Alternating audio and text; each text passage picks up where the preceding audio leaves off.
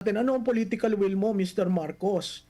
Kaya mo bang harapin itong mga kasamahan mo sa politika at sabihan sila na, o tama na yan, wag nating gawin yan kasi ang taong bayan kailangan ng health. O tama na yan, yan bang ang dinagdag nyo sa DPWH, school building projects? O tama na yan, tapusin natin ang computerization ng DepEd. Kita mo ang tinitira lahat, mga social service agencies eh. At ang nakakaawa dyan, yung budget na dapat nasa DSWD, sila ang naglalabas. Hindi ba dapat ang executive ang dapat manguna dyan, ang DSWD? Parang si Secretary Gatchalian, ginagawa na lang na utusan. Makakasama naman natin na ngayon si Professor Malu Tikia po, mga ka-partners. Professor Malu, happy birthday! Ako naman, ba't mo naman in-announce? Magandang hapon sa inyo. Pasensya na medyo nagkagulo yung schedule ko. Okay lang po. Pero Basta busy.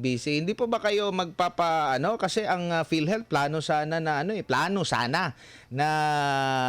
mag-celebrate ng kanilang 30th anniversary sa halagang 138 million pesos. Ito yung nabulgar kanina sa Senado. Oo. Yeah, alam mo, hindi ko maintindihan kung siyang kapal ng muka sila kumukuha pagkatapos na lumabas ang desisyon ng both chambers na alsin ang subsidy at ilipat sa iba. Alam mo, Admar, maling-mali yan kasi may universal health care. At dun sa universal health care, in-insure, kaya nga universal in-insure yung mga taong hindi nagtatrabaho kasama dun sa subsidy na yon. At saan nanggaling ang pondo sa SIN products? At yung SIN products, nakasulat doon, 85% should go to PhilHealth. So, hindi ko maintindihan kasi yun sila ang nagpasa. Yung batas na yon, hindi yan pa nai-implement dahil nagkaroon ng COVID. So ngayong may pondo, at ang pondo ng PhilHealth Trust Fund yan ng mga miyembro. Kaya ako'y nagugulat, lalo na nung sinabi ni Senator po na gustong turuan ng leksyon ang CEO ng PhilHealth. Alam mo, sa public administration, kung gusto mong turuan, di alsin mo. At paltan ng iba na kayang mag-implement, no? Ang PhilHealth may board. Nandyan yung kalihim ng kalusugan. So, ako rin nagulat nung sinabi niya na PhilHealth can operate. It's not the operation of PhilHealth. It's the benefit of the members, no? Tinaas nila ang premium. Tayo naman sumunod kasi mandatory yan, salary deduction. Yung pagtaas ng premium, kung may sobra ka at nandun sa batas ng PhilHealth, kailangan mong i-invest para kumita yung pondo. Ngayon, kung may sobra ka, medyo lakihan mo yung coverage, which means isama mo pati outpatient, di ba? So maraming paraan para lumaki yung coverage at para yung uninsured dahil hindi nagtatrabaho ay makasama. Kasi ang may problema talaga yung uninsured na hindi kasama sa PhilHealth. Doon pumapasok yung universal health care. Nakakalungkot yan, una. At ako'y nababagabag dahil si Presidente, nung sinabit niya ang NEP, wala naman yan. Bakit nung isang araw nag-justify siya na yun daw ay karapat-dapat dahil hindi nagagamit ng pondo? Alam mo, Admar, kung titingnan nyo, nung nagsimula ang administrasyon na ito, may effort, humingi ng legal opinion sa DOJ, na ilipat ang PhilHealth mula sa DOH papunta sa Office of the President. Okay? Hindi ko alam kung na-issuehan ng executive order yan. Mukhang legal opinion lang. Siguro maraming nagsabing mahirap mong gagawin yan. So from the very start, ang tinitingnan talaga nila yung pondo ng PhilHealth. So maawa naman kayo sa mga Pilipino. Hindi na nga maayos ang ating sistema ng kalusugan itong meron tayong health insurance, ngayon yan ang gusto nyong galawin para gamitin sa iba. Hindi ba kayo, itong mga senadora, parati natin tinitira ang members ng House, pero itong mga senador, akala ko naman sila ang magsasabi na, uy, sandali, huwag natin gawin yan. Pero sila pa nag-justify. So nagpapasalamat ako, may 8 o 9 na senador na Nanindigan. talagang pinag-aaralan kung anong gagawin dyan. Pero babalik at babalik tayo dyan. Sa kalusugan ho yan ng mga Pilipino, wag naman ho yung ganyanin. Anong masasabi mo dito sa naging real talk ni Congressman Isidro Ungab? Basahin ko lang yung kanyang sinabi sa kanyang latest post kahapon ito. Sabi niya, the Bicameral Conference Committee is now becoming the third chamber of Congress with no recorded debates, no transcript of records, and no transparency at all, but decides the final version of the national budget of the Philippines. Ano pang silbi ng dalawang kapulungan kung kaya rin naman dito sa third, sabi nga ni Congressman Ungab, third chamber of Congress? Alam mo, Admar, sa ating saligang batas, kailangan kasing may isang version coming from the House at the Senate. Yung pagiging third chamber, pag tiningnan mo, ano ba ang intent ng Kongreso? Ano ba ang legislative history? Mahirap pong tingnan sa BICAM kasi kung walang transcript at walang records, paano mo ma-establish sino ang nag-move niyang deletion na yan? Sino ang nag-agree? Kasi hindi mo makikita dun sa pirmahan. Kasi kung titingnan mo lang pirmahan, hindi mo makikita kung paano nag-usap-usap. Ang masakit doon, nagkaroon ng technical working group at hindi na natin alam magmula nung binuo yung technical working group, ano nangyari hanggang sa lumabas yung committee report. Nakakalungkot yan kasi yaang bicameral, ang records ng Kongreso ay dependent dyan. Nakalagay yan sa records ng Kongreso. So pag hinahanap mo ano ang intent ng isang panukalang batas, yan ang pupuntahan mo. Kaso kung walang transcript, walang botohan, ay masasabi mong ang nangyari dyan ay kanya-kanyang hatian. Na nakakalungkot kasi nakikita natin yung may ilang mga media na nakakuha ng BICAM report, makikita natin na ang daming ginawa na imposible. Number 1, yung PhilHealth. Number 2, yung pagbalon ng DPWH na mukhang lahat na ng programa ilinagay doon.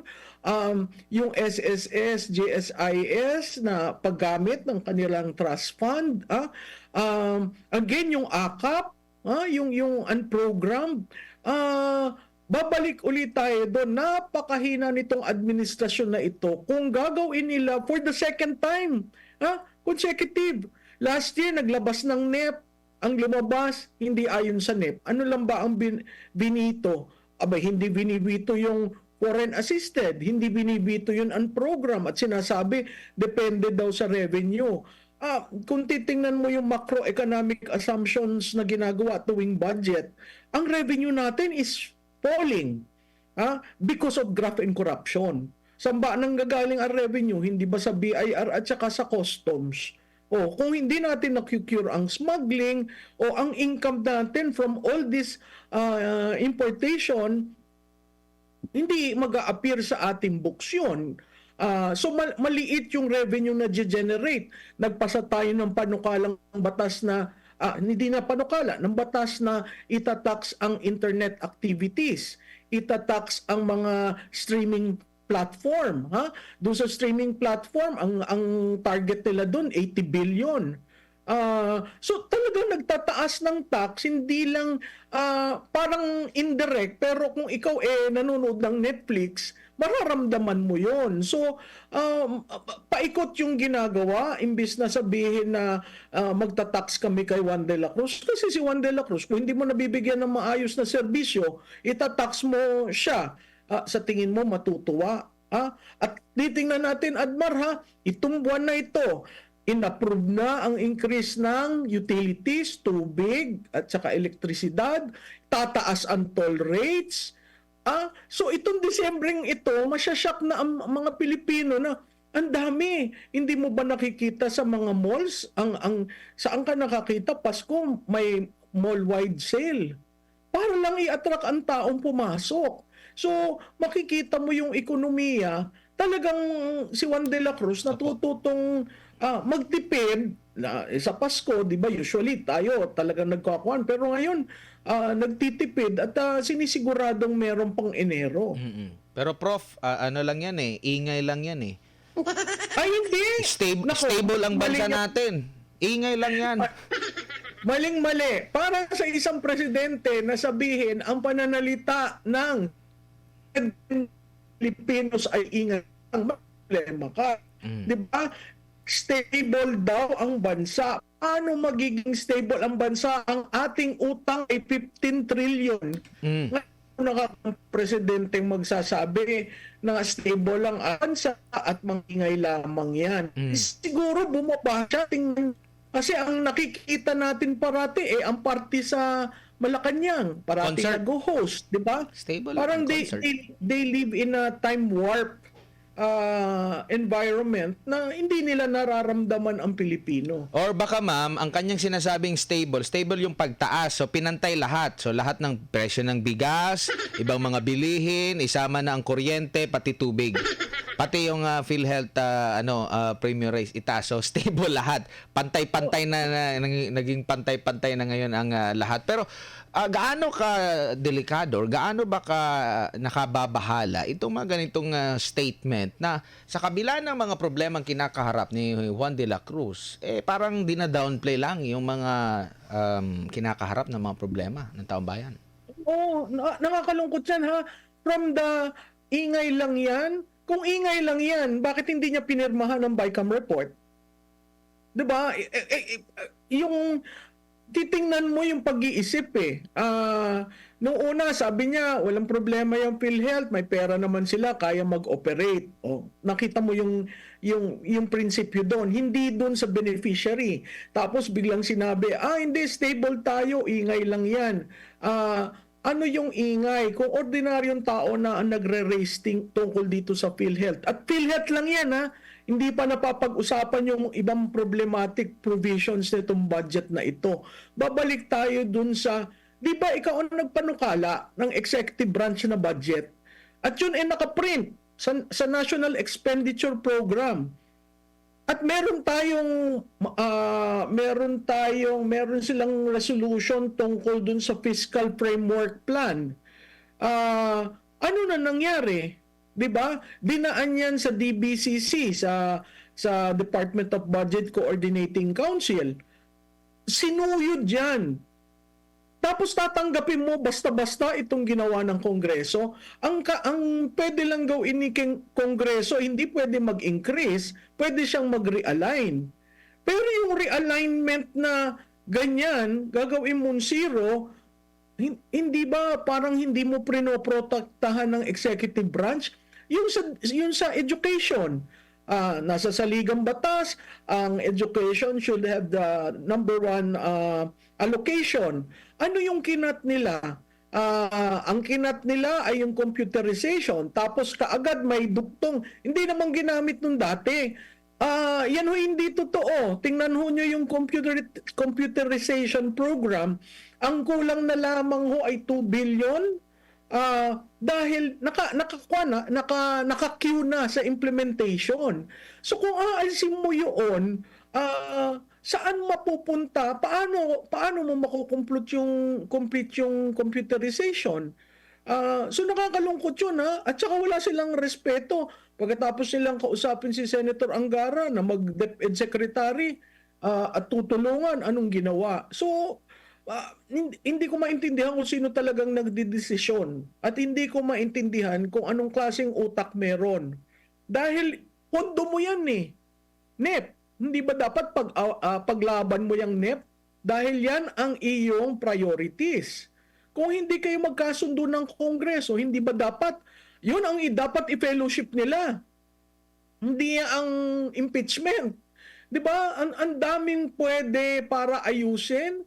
Pwedeng mag-call siya ng special session para kasi pag siniro mo ang isang budget, hindi mo yun pwedeng i-veto. So kailangan pag-aralan uli at magsabit sa kanya ng bagong committee report.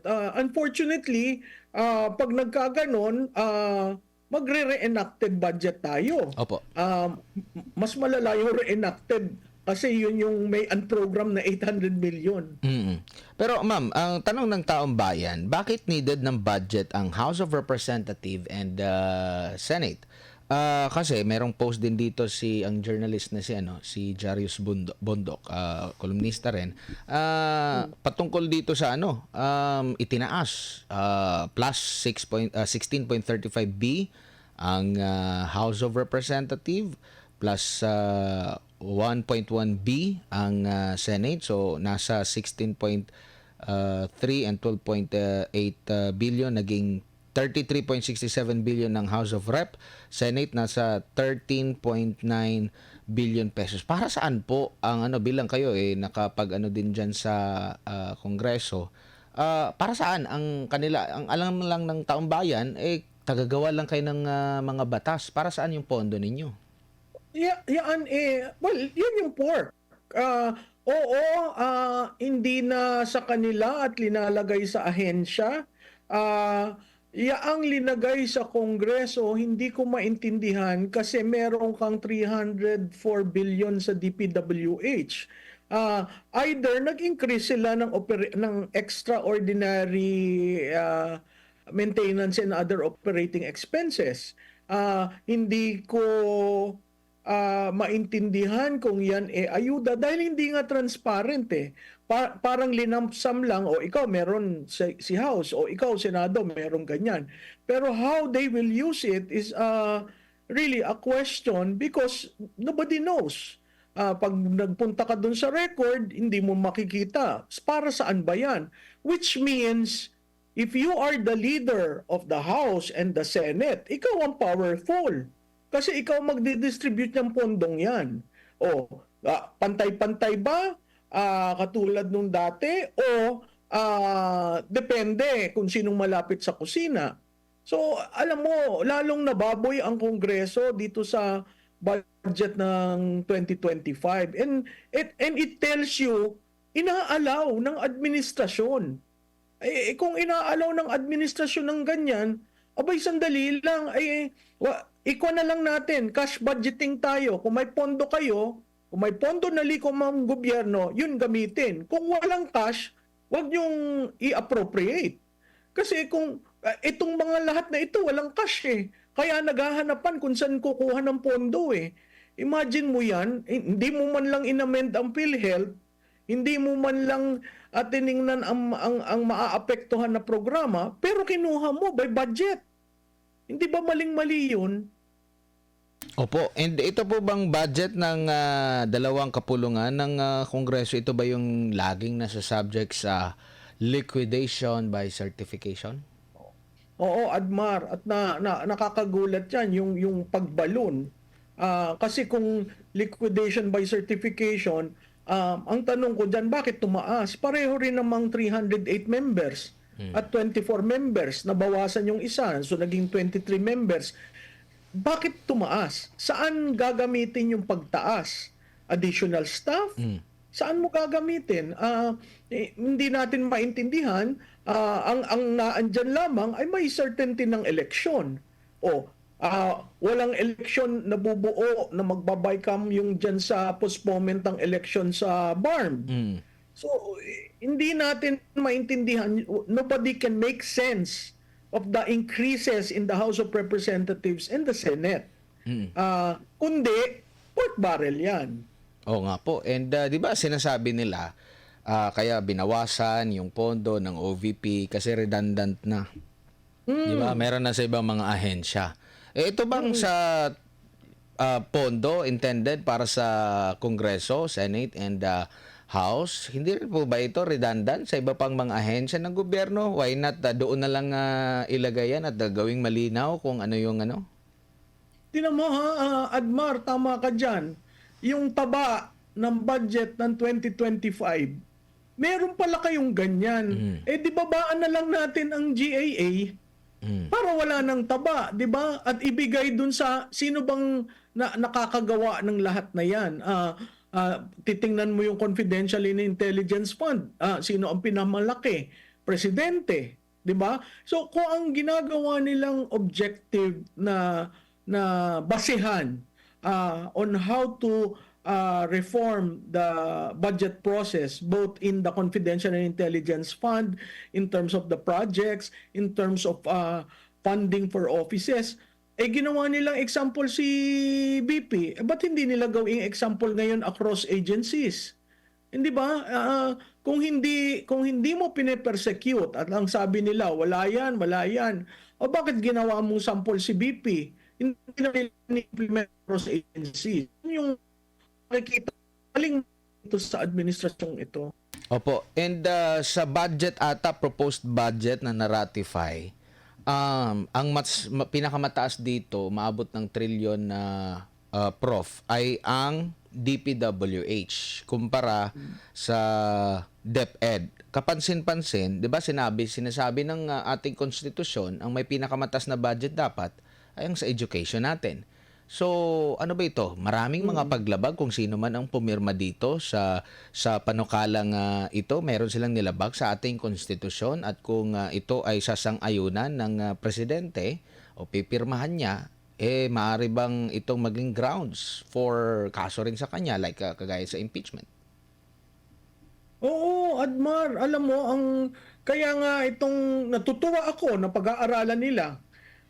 Pero dito makikita natin ano ang political will mo, Mr. Marcos.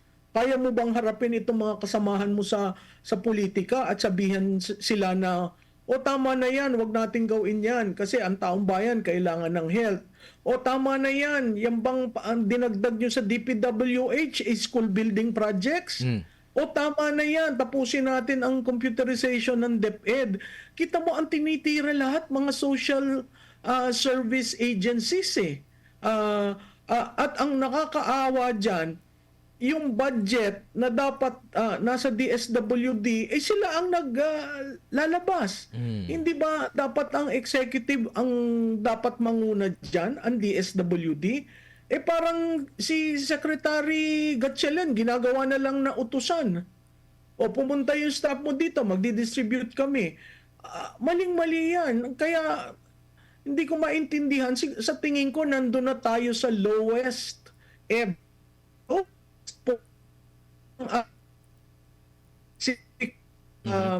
ng ating politik, no? Ng ating political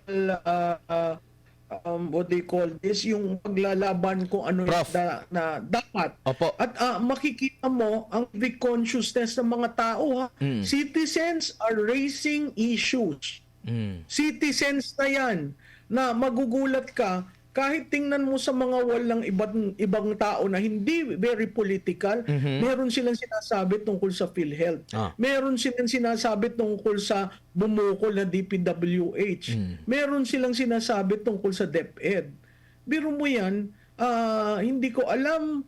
Alam mo, ang tanong ko nga, Mr. President, ano ba ang regalo mong pamasko sa mga Pilipino? Ito ang ipipirmahan mo at isasampal mo sa kanila na ang taxes nila, ibibigay mo lang sa politiko. Para nakakalungkot naman yata yan. Eh, stable naman yung ating ano. Pero dito ma'am, meron pong nahiya.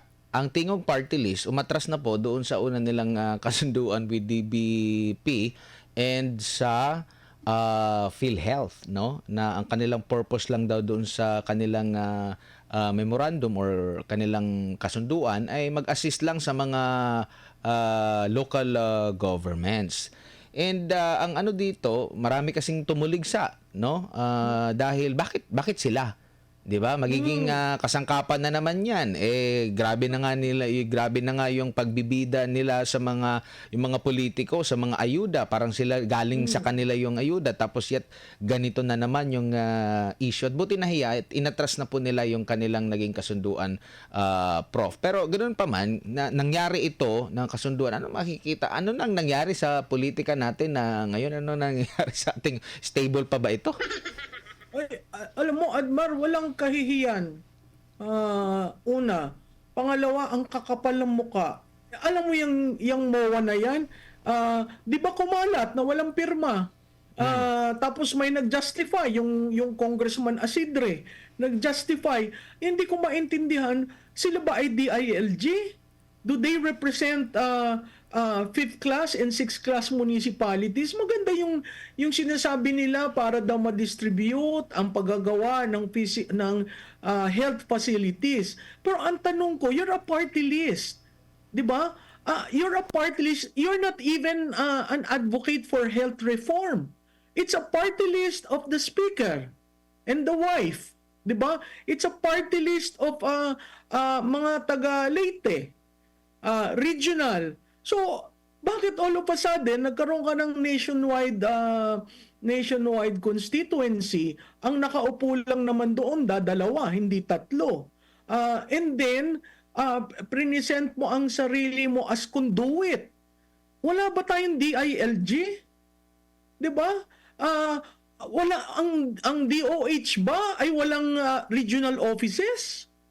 'Di ba? So, bakit mo sineset aside itong mga ahensya ng gobyerno na sila talaga ang mandato nila ay kalusugan o local government? Ano ang isang party list na ginagawa dyan sa MOA na yan?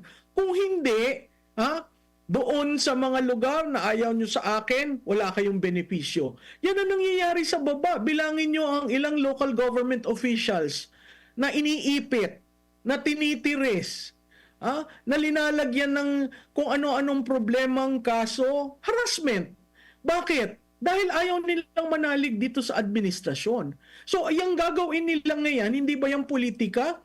Pati sa kalusugan na naman, alam mo, hindi ko maintindihan bakit ang interest nila lahat nasa kalusugan. From PhilHealth to itong paggagawa ng health facilities, di ba? Ibaba nyo sa DOH and let DOH. Ngayon, kung may problema si DOH, you take into account yung leadership. Hindi mo ba kaya yan? O papaltang ka namin. Di ba? Hindi. Katulad yan sa PhilHealth. Yan ay kamag-anak ni First Lady.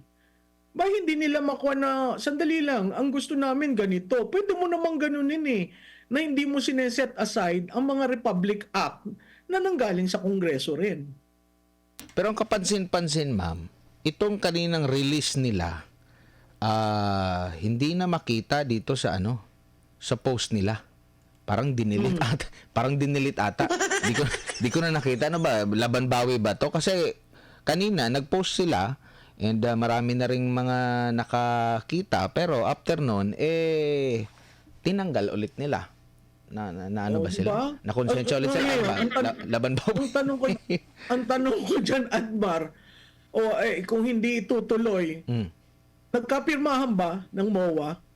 Baka mamaya nagkapirmahan ng MOA, na-notarize ba? Baka mamaya gumising tayo isang umaga, ay tinuloy rin pala. Nagpropaganda lamang, naglabas lang ng PR na hindi na itutuloy. Alam mo, ngayon lang ako nakakita ng administrasyon na napakakapal sa lahat ng bagay.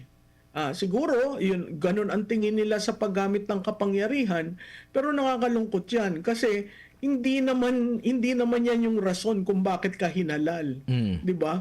So, sana maayos. Kasi, alam mo, 3 taon pa tayo dito sa administrasyon na ito. Kung ganito tayo, laban bawi, at hindi mo paninindigan ang kailangang reform, wala na yan yung sinasabing middle income status, wala na yan. Kasi kita mo talaga yung erosion ng budget dahil sa corruption.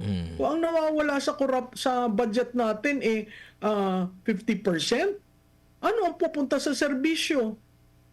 Nakikita naman, may dadating na na bagyo.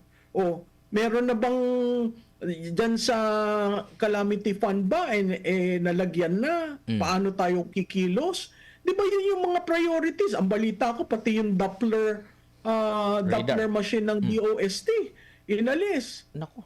Paano tayo magiging yung ability natin? Sinisi pa naman sila ni super ate ng Pangulo yata yung nagsisi sa kanila. na bakit hindi daw tama yung kanilang forecast tapos tinanggalan pa. Naku po. Oo, 'di ba may yung mga priorities mo ulit sa budget ang nagse-set ng priorities ang presidente. Ang Kongreso nakikialam kung babawasan ang budget, i-realign. Pero 'di ba nagledak kayo? Nag-usap kayo ng priority nyo. Nagsona siya. Sinabi niya ang priority niya. Sinabit niya ang NEP at naandun ang priority niya. Bakit iba ang priority nakikita ng Kongreso at Senado? O binabastos siya nitong mga ito dahil alam nila, hindi naman yan titindig, hindi yan makikipaglaban. Aba, Mr. President, kayo ho'y 31 million. Ito ho mga bumabatikos, nagdi-distort ng budget nyo. Ilan ho ang boto nun? Sana matandaan nyo yung 31 million. Nako po. Hindi ho si Senate President Chis Escudero o si Speaker Martin Romualdez. Kasi ang budget ho, ang tanging dokumento na nagpapakita sa taong bayan ano ang priorities ng Pangulo at paano gagamitin ang taxes natin. Opo. Yan ho, yan ay social contract. Kung ganito ng ganito ho at pababayaan yung tapak-tapakan kayo, nakakalungkot ho.